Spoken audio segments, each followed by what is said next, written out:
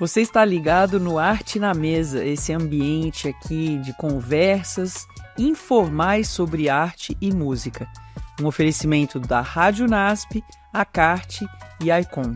Hoje eu tenho um entrevistado que é um pastor com um grande amor pela música e depois você vai perceber uma dedicação mesmo para ajudar as pessoas a terem mais material para poder fazer música em suas igrejas. Pastor Marcelo de Carvalho, seja muito bem-vindo. Muito obrigado, Regina. É um prazer estar participando aqui com você. Afinal de contas, arte se coloca à mesa, né? Se coloca, olha que legal. Eu vou usar isso, pastor. Mas é um prazer. Como a gente vai falar de música, eu queria saber, para começar, onde começou a sua admiração por isso? Você teve uma infância que seus pais te incentivaram? Qual foi teu... Porque eu já sei que lá na frente você tocou saxofone. Foi aí que começou? Você já tinha feito algum outro instrumento? Na verdade é assim, eu acho que já nasci com esse amor pela música, mas em casa a gente era muito pobre, então eu não tinha vitrola, por exemplo, eu não tinha naquele tempo. Adoro a palavra vitrola, eu também tinha. LP, né, essas coisas todas. Então o que acontece? Meu pai, eu sou de São Caetano do Sul, e ele cantava num conjunto chamado Sinfonia. Era um conjunto só de homens. E é uma coisa assim quase que incrível nos dias de hoje você conseguir 18, 20 homens que cantam, ainda com vozes separadas. Mas era os anos 70. Era um coral masculino, um madrigal masculino. Isso. Tinha umas 3 ou 4 pessoas para cada voz. Imagina um negócio desse, né? E numa igreja que era um grupo, uma igreja pequena.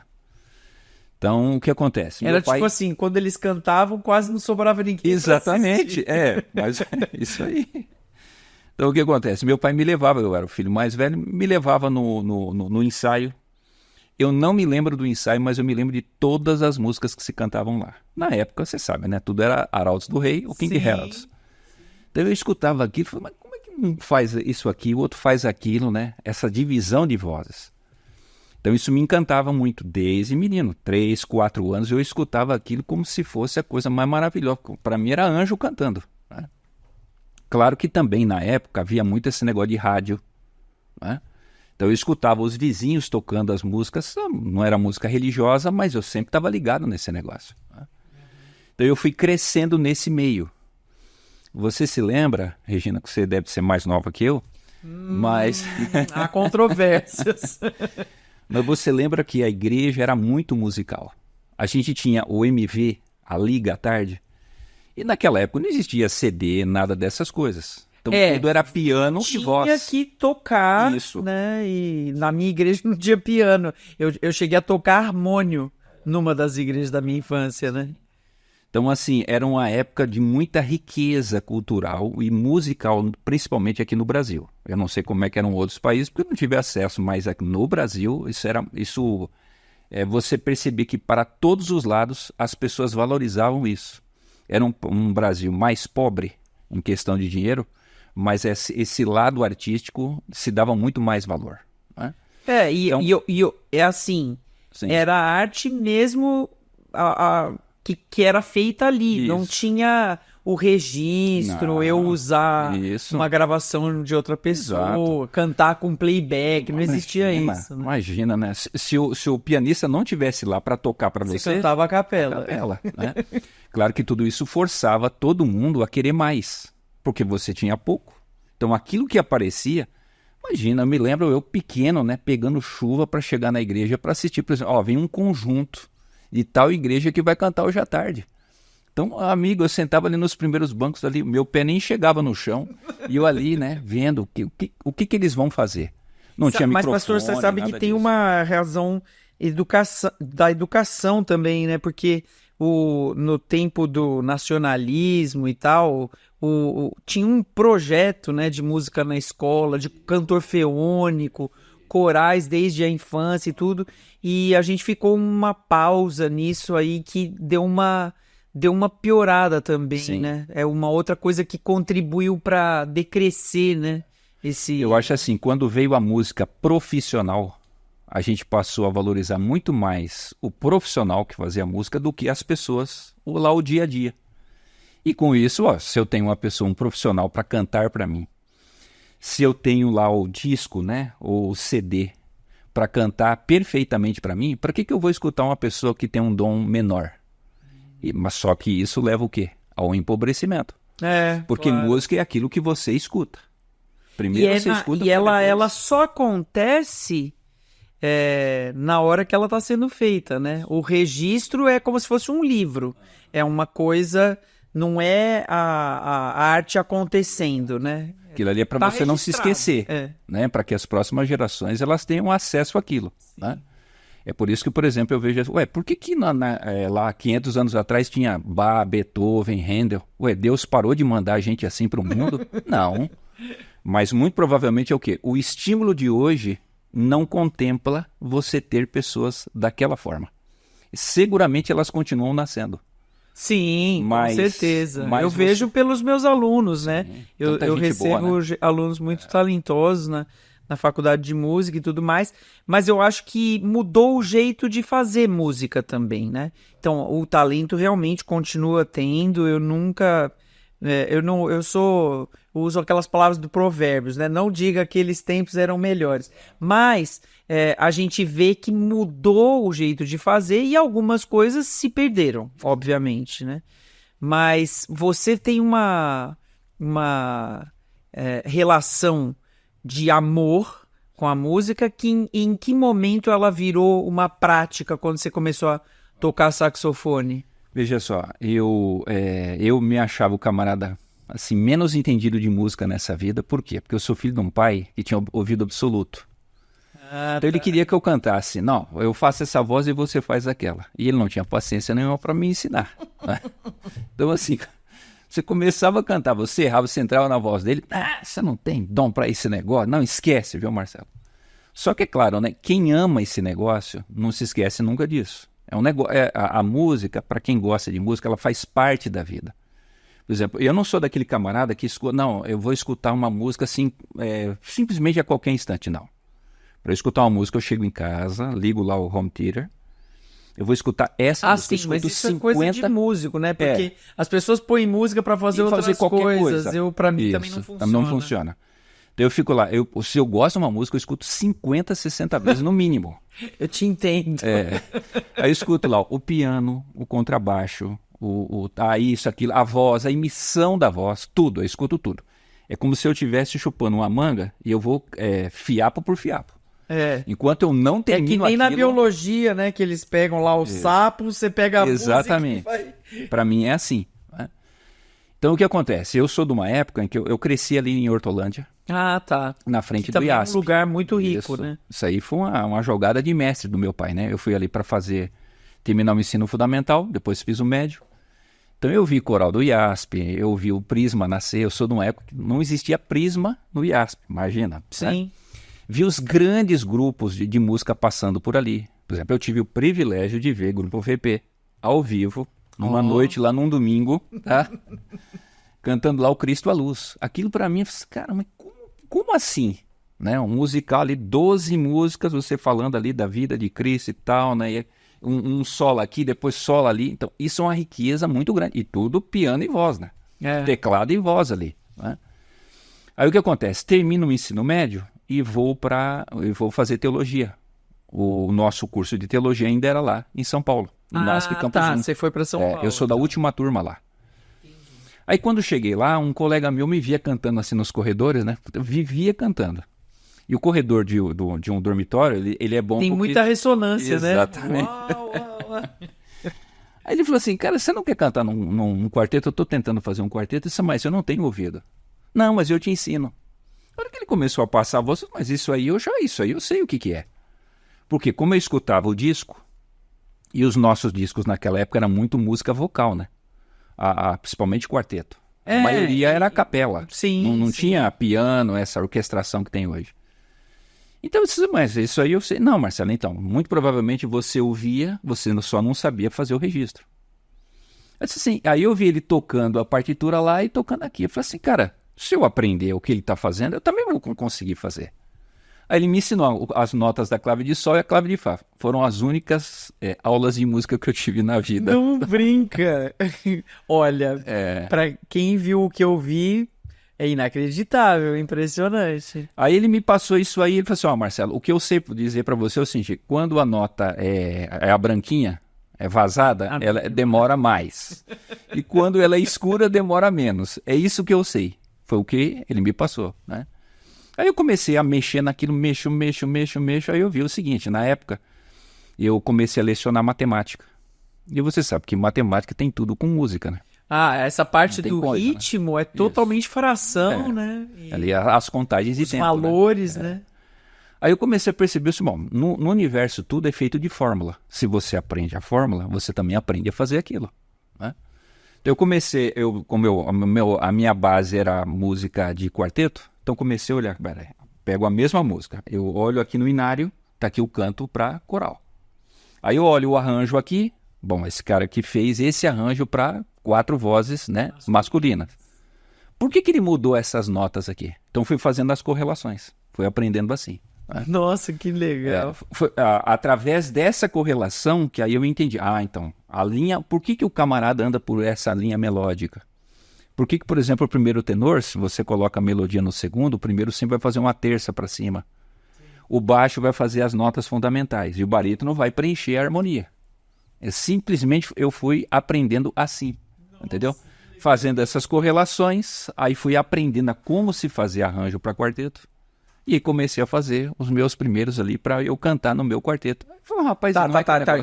Só antes de você falar sobre... Você entrou naquele quarteto do Moço do Corredor? Opa! Que voz você canta? Você sempre foi barítono. Então você era o que estava preenchendo. Exatamente.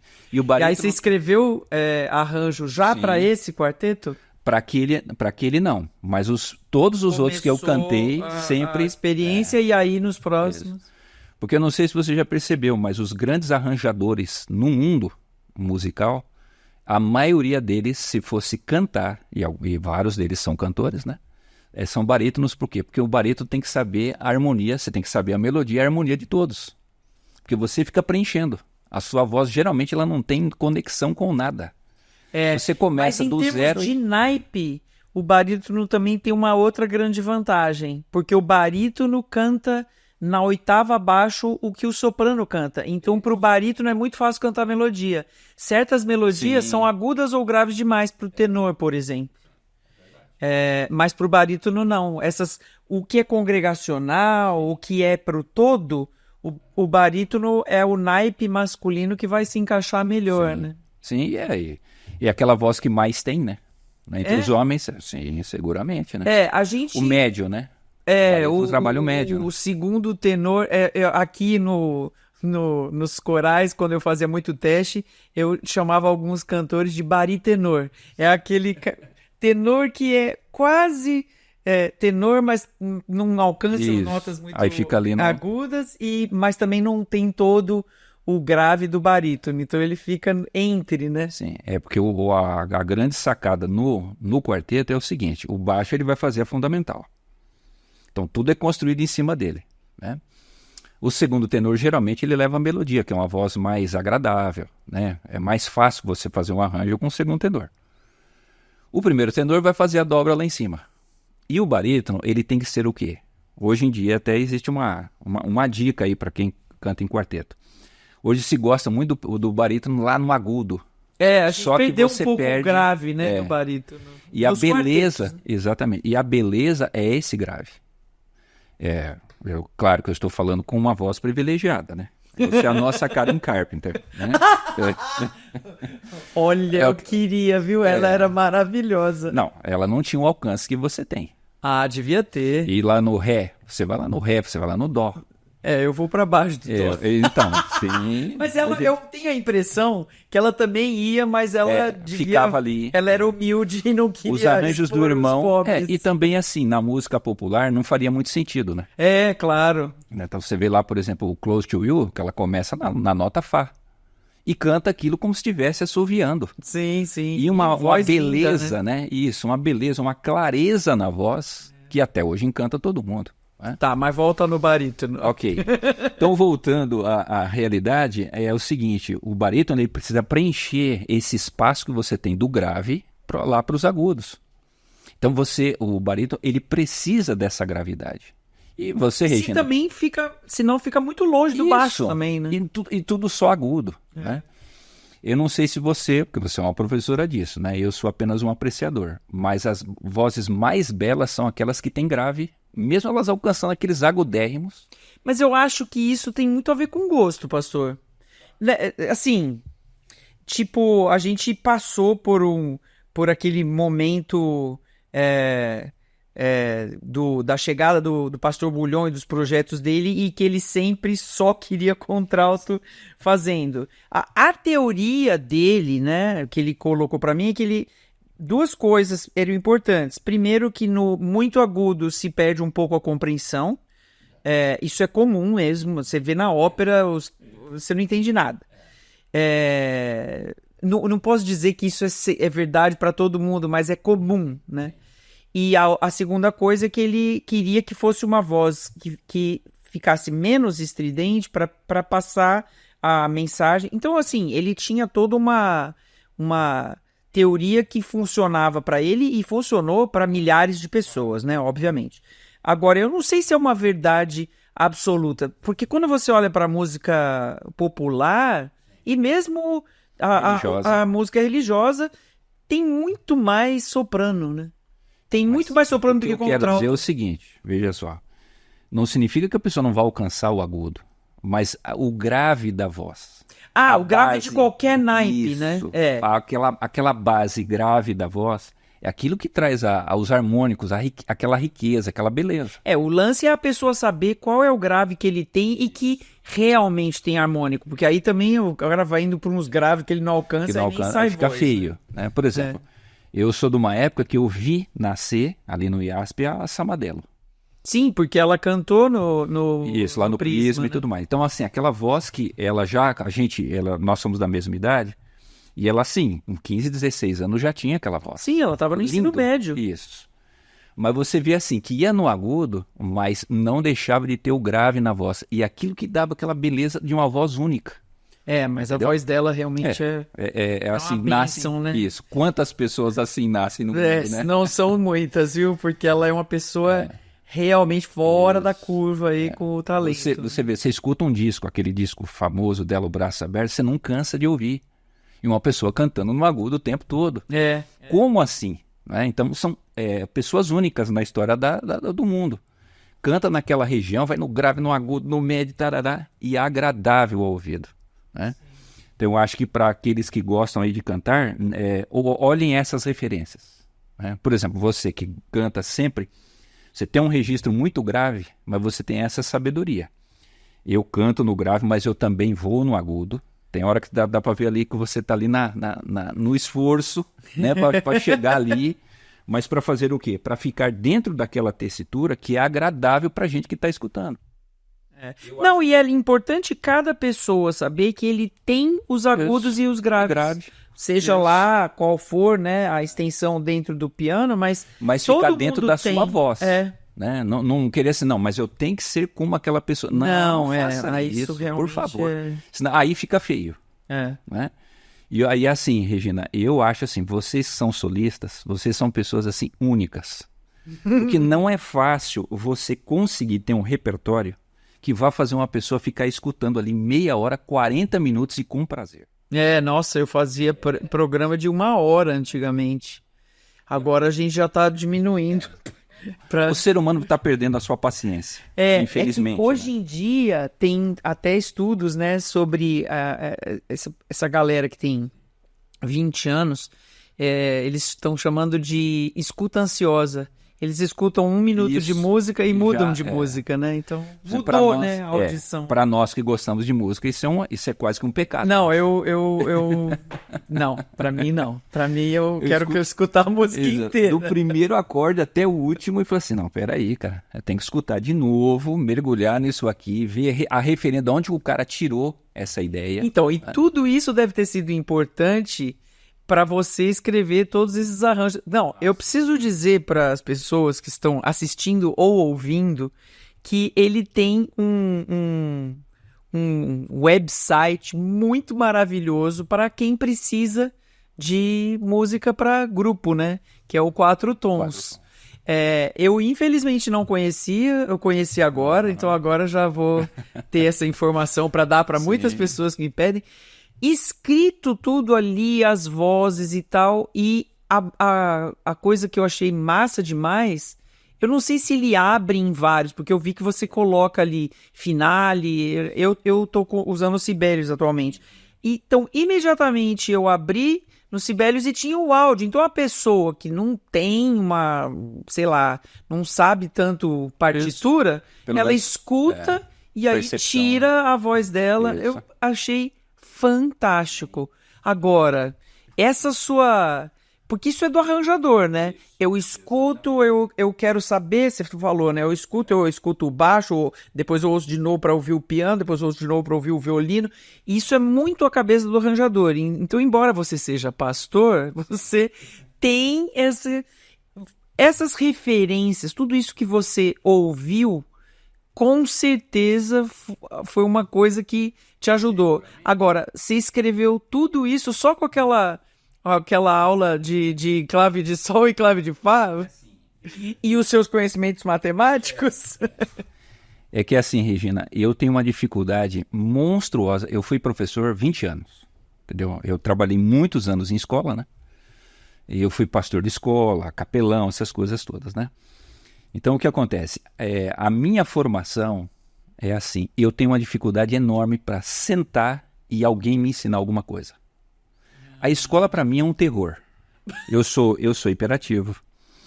Assim, a minha atenção em alguma coisa, qualquer que seja, é zero. A não ser que aquilo seja meu interesse. Se aquilo é meu interesse, eu viro madrugada, entendeu? Porque o hiperativo, ele é assim, né? Sim. Não é que ele não tenha atenção. Ele só se interessa por aquilo que é interessante para ele. Ele é seletivo, né? Exatamente, né? Então, eu ia na escola, meu Deus do céu, eu não via a hora de me formar, para eu sair daquele ambiente. Eu conheço alguns. Ah, sim. Eu acho que muita gente inclusive se identificou. Na faculdade. Ah, sim. Agora, tudo aquilo que me interessa, pode esquecer. Entendeu? Eu vou naquilo, ó. Eu me interesso por música, eu me interesso por psicanálise, eu me interesso por arquitetura, eu me interesso por matemática. Eu tenho, assim, enormes campos de conhecimento que, para mim, assim, são, né? E eu gasto tempo todos os dias com isso. E aí, nessa audição e nessa comparação, por exemplo, que você fez, né, do arranjo para vozes mistas, para arranjo, você já entendeu como funcionava esses encadeamentos aí de melodias? Aí eu fui estudando, né? Na época não existia internet. Você ainda está fazendo isso? Mas todo dia, né? Nossa, então o site tem muita coisa para crescer. Gente, antes que a gente esqueça, fala para quem está ouvindo qual é www. 4 tons é o número 4, tons.com.br. Quando eu fiz o site, Regina, era assim. A internet estava começando no Brasil, isso aí, 2002, eu era pastor em registro. E eu tinha muita partitura em casa. Aí eu dizia assim, para que isso aqui em casa? Isso aqui tá bom, para mim, eu olho, eu estudo e tal. Mas isso aqui tem que abençoar a vida de todo mundo, né? Então eu fiz o quê? Fui lá e fiz um curso para aprender como fazer site. Aprendi lá, né, tal. Aí depois montei. Na época não existia no Brasil, você não tinha um FTP. Aonde eu vou colocar esse negócio para a pessoa acessar? Tudo era muito pequeno. Você colocava 10 partituras, pronto, já não dá mais para colocar. Né? Isso, não tinha mais espaço, né? Por isso chama 4 tons. O meu objetivo era colocar música para quarteto, né? Aí em 2006 eu era pastor no FAD de Minas. Aí eu consegui uma empresa no Rio Grande do Sul que me dava um espaço ilimitado já. Aí que eu fui, né? Fiz a máscara, aquela coisa toda, aí fui colocando, né? E ali dá um trabalho danado, porque você tem que fazer o link, você tem que colocar a partitura lá e tá certo e tal. Aí, na época, não existia ainda, pra você ter uma ideia, não existia a linguagem do PDF. Aí verdade, o PDF é mais bem mais recente, né? Então eu tinha que fazer o quê? Eu escaneava, por exemplo, uma partitura, eu tinha que transformar, pegava a imagem, colocava no Word, editava o Word para fazer o link para colocar lá. Hoje tudo você produz em PDF. Agora tá mais fácil. Né? Aliás, você usa qual? Você usa uma dessas plataformas esses aplicativos de escrever música, tipo Sibelius Finale, foi o seguinte, Encore? Eu tive Encore contato. não existe mais, né? Existe. Ah, existe? Opa, então não falei nada aqui. Que isso é uma guerra, né? Que programa que você, entre os músicos... Sim, aqui tinha discussões, né? Sobre os defensores do Finale ou do Sibelius. Quem é você para não usar o Finale? Né? O professor Vandinho, né, que gosta do Sibelius. O meu primeiro foi o Finale e durante muito tempo eu usei... Eu acho todos bons. E sim, porque exatamente. Assim, eu vi minha mãe escrevendo partitura. Então, ela fazia um negocinho, uma reguinha que fazia 5 linhas e ela bolinha por bolinha. Cara, qualquer aplicativo é bem melhor do que isso, né? Você imagina, né? A Rádio Nacional no Rio de Janeiro tinha os copistas. O cara ganhava só para fazer a cópia para todos os naipes. Imagina o trabalho que isso não dá. Sim, e durante séculos foi isso. Tudo escrito à mão para cá. Desde lá de bar, escreve né? pro violino, agora escreve pro segundo violino, agora escreve pra viola. Meu tudo pai, na unha, né? trabalho. Eu imagino, por exemplo, um Mozart escrevendo uma sinfonia de 2 horas. Você tem que ser um gênio, né? Pra fazer um negócio desse. Além de ter que ser um gênio, tem que ter umas pessoas com vontade de ficar copiando pra depois. Não, o cara pra colocar aquilo. E a maioria deles não tinha nem o piano ali, do lado. Tudo de cabeça. Um negócio impressionante, fantástico. Né? Pastor, então, antes que a gente termine... Sim. Não, eu não quero... Você ia falar alguma coisa. Só pra terminar a ideia. Então, aí eu coloquei lá. Então lá, por exemplo, você tem muita coisa que eu escaneei, eu tenho caixas e mais caixas de partituras que eu coleciono. Né? Entendi. Depois, muita coisa eu peguei de músicos que começaram a me enviar. Entendeu? Legal. Marcelo, ó, eu não tenho paciência para fazer isso aí, mas eu vou te mandar as minhas partituras. Cara, coloca isso aí, vai abençoar a vida de alguém. Então eu agradeço muito essas pessoas, né? Faço parte do grupo de músicos daqui, adventistas do Brasil e tal, e sempre, todo dia eles postam coisa lá, eu vejo o negócio, eu já baixo. E aí vai ter uma hora que eu coloco aquilo ali, porque vai abençoar a vida de alguém. Sim. Né? Muita coisa que eu fiz, muita coisa que outras pessoas produziram. E qual o objetivo, Regina? Eu não ganho nada com isso. Sim. Pelo contrário, eu tiro do meu bolso, entendeu? Para pagar lá. É uma oferta, né, que você isso, está fazendo. Exatamente. E assim, o mais incrível, aonde eu vou, qualquer igreja do estado de São Paulo, do Brasil, que eu entro, sempre tem alguém que fala assim, cara, você não tem um site? Eu tenho. E eu não faço propaganda, entendeu? Mas a procura que as pessoas... pastor, seria legal, viu? Fazer também. Claro, propaganda. Por exemplo, um momento desse aqui... a melhor eu espero aqui. que o pessoal esteja anotando, porque isso é o que falta pra gente ter menos máquina e mais gente, né? É que às vezes as pessoas não têm o material para poder, mas tendo e a gente divulgando isso, não tem razão, né? Outra coisa que eu acho legal, Regina, é o seguinte, a gente não deixar de se esquecer das coisas que já passaram. Claro. Os grandes músicos que você teve aí no mundo, que produziram coisas incríveis, essa próxima geração. E aí, eles vão ter contato com isso? Então, esses meninos, muitas vezes, eles dizem, não, eu gosto daquilo que é produzido hoje. Mas lembre-se, música faz parte da história. Sim. Não existe música assim, não, o cara apareceu com um novo estilo que não tem origem. Tem uma referência. Isso. Por isso que nós somos criacionistas. Sim. Né? Tudo tem uma origem. E música, principalmente arte, né? Cara, teve um cara que lá no passado fez isso, virou isso aqui, tarará, e hoje nós estamos aqui. Mas você tem que ter essa história da música. Né? Sim, para isso senão a gente perde o senso de humanidade, né? Do que é ser humano nesse planeta, né? E deixa também de desfrutar, né? As coisas, porque todas as ciências que há no mundo, todas elas têm uma história. Seja matemática, física, química, biologia, você sempre se pergunta, isso que eu estou fazendo aqui, da onde veio? Só que, infelizmente, não sei porquê, na música principalmente, as pessoas querem surgir do hoje. Porque eu sou único na história da humanidade. Nego, não existe isso. Né? Isso é uma juventude, porque eu acho que pessoas bem jovens talvez falem alguma coisa assim, mas logo elas aprendem que não é bem assim. Nem dá para ser. Né? Por isso que, por exemplo, nós estamos aqui numa instituição que tem uma escola de música. Sim. É para isso, para você saber de onde vem, para você saber para onde você vai. Claro, fica mais fácil, né? Então o objetivo é esse, é para que todo mundo que queira tenha acesso, possa desfrutar do material e se um dia gravar, por favor, né? Pague aí os direitos autorais, né? para aqueles que um dia produziram, né? Não é para mim. São os compositores, né? Claro. É esse o objetivo. Nossa, eu acho que é uma ideia fantástica. A gente tem algumas iniciativas no Brasil. Ali em Hortolândia tem o Rafael, né? Exatamente. Que tem um trabalho lindo, assim. E eu acho que essas iniciativas precisam se multiplicar para que a gente tenha... eu sempre digo para as pessoas, para apertar um botão do playback é uma pessoa só. Se você ensaiar com um grupo, são 5, 8, 10 pessoas tocando ao mesmo tempo. Então tem mais gente participando, né? E a música vai tomando corpo, né? É, claro. Por exemplo, eu não tive esse contato com o instrumento, né? E na infância, que a gente não tinha dinheiro para comprar um instrumento para mim. E eu acho que eu também não tinha maturidade para aprender um instrumento na época. Um moleque hiperativo, você imagina. Mas eu agradeço, por exemplo, a pianista lá da minha igreja, que tocava e eu ficava ali, ó. Do lado do piano vendo. Como é que ela consegue, né? E vai dedo pra cá e vai dedo pra lá. E aquilo enchia as minhas tardes de sábado. A gente cantando Vamos Cantar. Aquele narinho. Sim, era ótimo. Tinha, eu tocava ele. E o legal era o quê? Aquela ideia, né? Não era só a letra. Você tinha a partitura. Tinha a partitura, ali. Claro. Então eu olhava aquilo e falava assim, cara, mas como assim? Como que a pessoa escreve isso? Então você vê que todas essas coisas elas têm o seu lugar na vida humana. Sim, sim.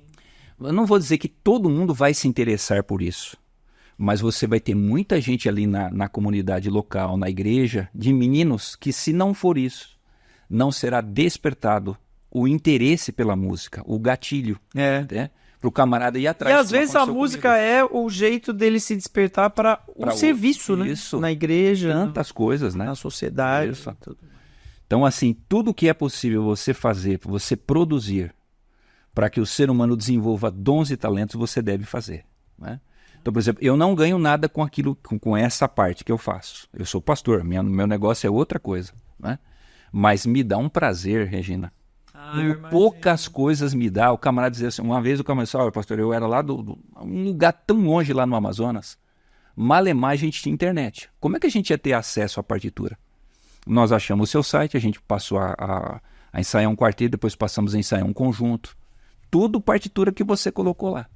Poxa, já pensou? Massa você demais. Alcança uma pessoa que você nunca teria a ideia de você encontrar aquela pessoa na vida. E você foi bênção para aquela comunidade. Isso é maravilhoso, né?